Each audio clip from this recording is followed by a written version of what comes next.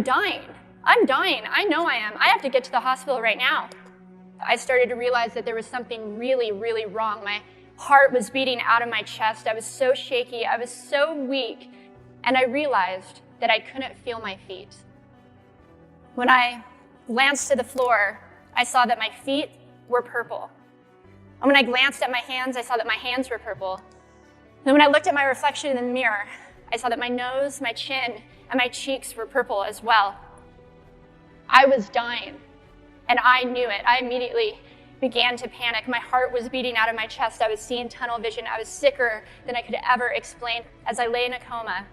That the doctors diagnosed me with something called meningococcal meningitis, which is a vaccine-preventable blood infection. I was given less than a 2% chance of living and immediately put on life support.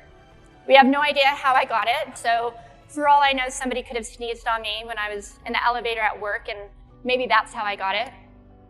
But due to this little microscopic bacteria, over the course of 2.5 months, I ended up losing my spleen, I lost my kidney function, I lost the hearing in my left ear, and due to the septic shock that my body went into, I ended up losing both of my legs below the knees. My life changed like that.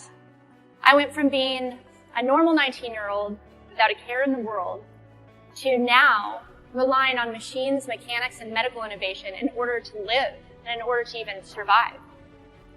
And I thought the worst was over. That is, until I saw my new legs for the very first time. They were these bulky blocks of metal with pipes bolted together for the ankles. I don't know who designed these feet. They try to make them look real, but they looked like they were straight out of the plumbing department of Home Depot. They were hideous. And with my mom by my side and just tears streaming down our faces, I strapped on these chunky legs and I stood up. I was absolutely physically and emotionally broken. The thought of living the rest of my life with these hunks of hardware as my legs was depressing and overwhelming. And little did I know at that time that my biggest loss, my legs, would eventually become my biggest asset. But I think as soon as I got so sick and tired of being sick and tired, I knew that in order to move forward with my life, I had to somehow learn how to let go of the old Amy and somehow learn to embrace the new Amy.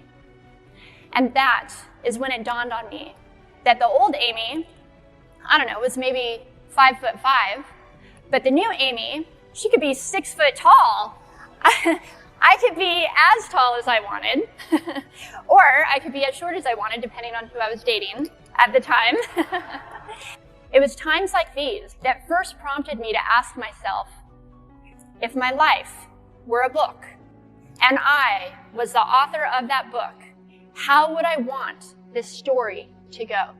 I saw myself walking gracefully, and I saw myself somehow helping other people through my journey, and I saw myself snowboarding again. And I didn't just see myself carving down this mountain of powder, I visualized it so strongly that I could actually feel it. I could feel the wind against my face and the beat of my racing heart as if it was happening in that very moment. And that passion and that fire that I felt inside, that is when a new chapter of my life began.